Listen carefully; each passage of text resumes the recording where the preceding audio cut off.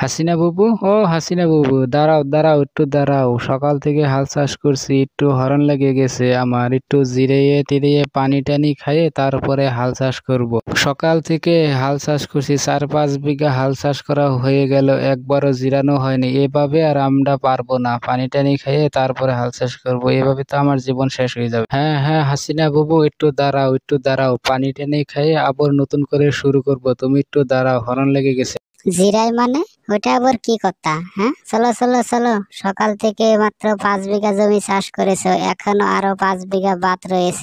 ভাবলাম ট্রাক্টর দিয়ে হাল চাষ করবো, তা হালের যে দাম বেড়েছে এই জন্য তো তোমাদেরকে নিয়ে আসলাম, বুঝতেছো? তুমি তো একলা পরিশ্রম করতেছো না, আমিও তো তোমাদের সাথে পরিশ্রম করছি, তাহলে আমার তো পানি পিপাসা লাগছে না?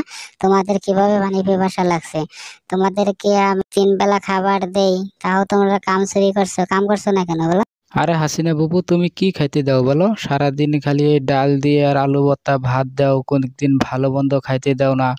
তাহলে আমরা কিভাবে কাজ করব বলো?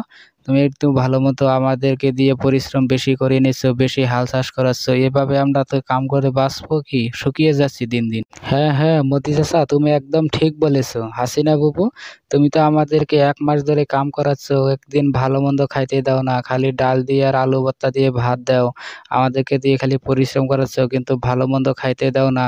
তাহলে আমরা এভাবে কিভাবে কাজ করব বলো? আমাদের তো মানুষ আমরা, ভালো মন্দ খাইতে দাও না, আমরা কাবু হয়ে গেছি, দিন দিন শুকিয়ে যাচ্ছি। আচ্ছা, জিনিসের যা দাম বাড়া, তোমাদেরকে আমি কি করে ভালো মন্দ খাবার খাওয়াবো বলো?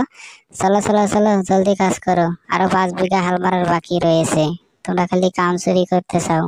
আর ভাই, যারা ভিডিও দেখছো লাইক করো, শেয়ার করো, চ্যানেল সাবস্ক্রাইব।